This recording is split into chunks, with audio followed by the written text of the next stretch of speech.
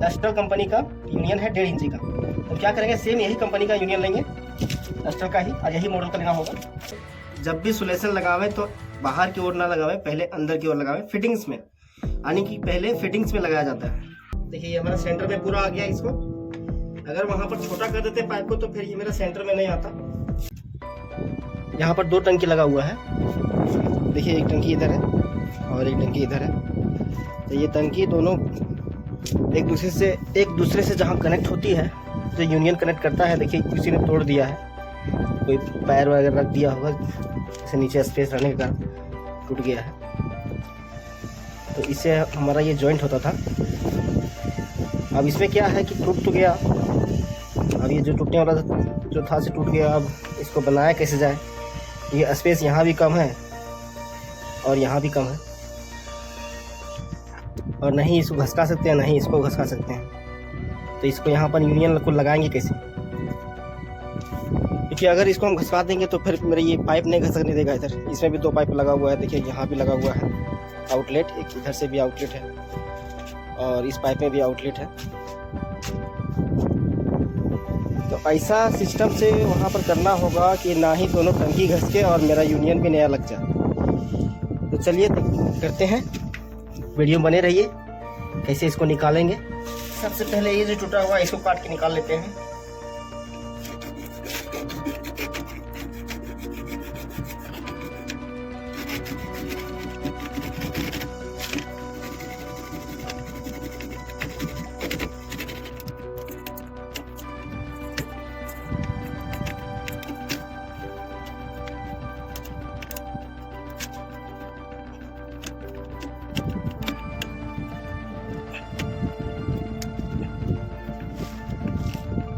इसको निकाल लिए हैं फ्रेंड्स। अब क्या करेंगे, सबसे पहली बात देखेंगे कि कौन सा कंपनी का यूनियन है। ये क्या सब कंपनी का अलग अलग डिज़ाइन का यूनियन बनाती है। तो देखिए ये हमारा एस्ट्रल कंपनी का यूनियन है 1.5 इंची का।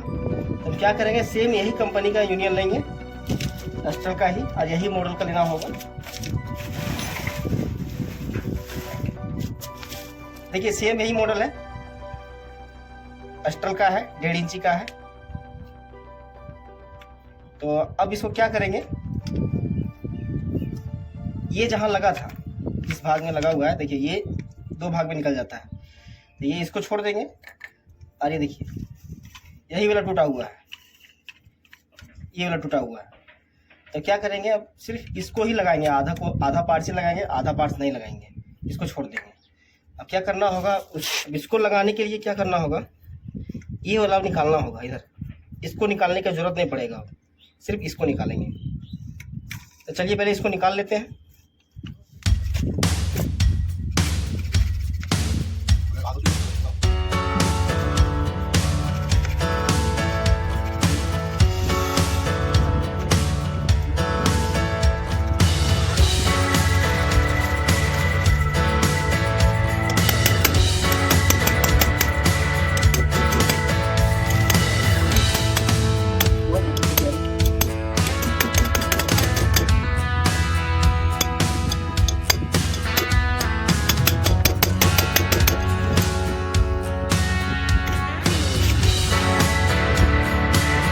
तो हमने पूरी तरह से यूनियन को निकाल लिए हैं फ्रेंड्स। देखिए पूरा फाड़ के निकाल लिए, पाइप को कटिंग नहीं किए हैं।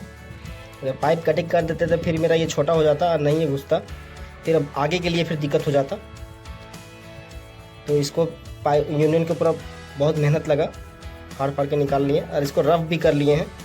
अब इसको क्या करेंगे, चलिए अब यूनियन का जो आधा पार्ट है उसको यहाँ इसमें फिट करेंगे, उसके बाद कनेक्ट कर देंगे।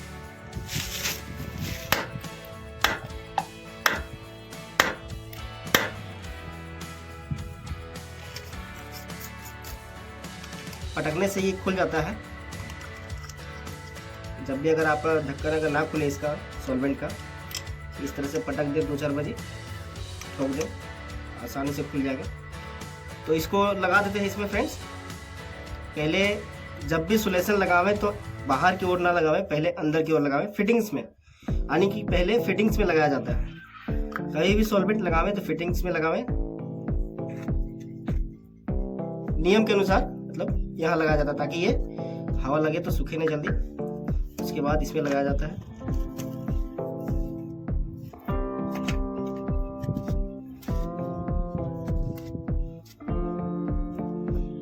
अब इसको लगा देंगे इसमें।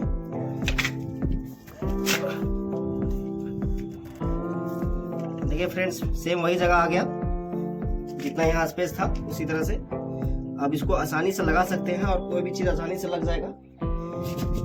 अब इसको भी लगा लेते हैं, इसका भी काम हो गया है।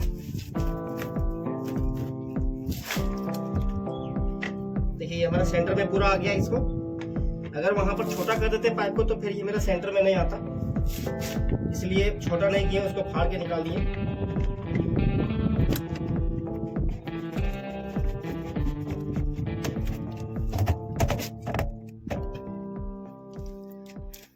चलिए इसको ऑन कर देते हैं।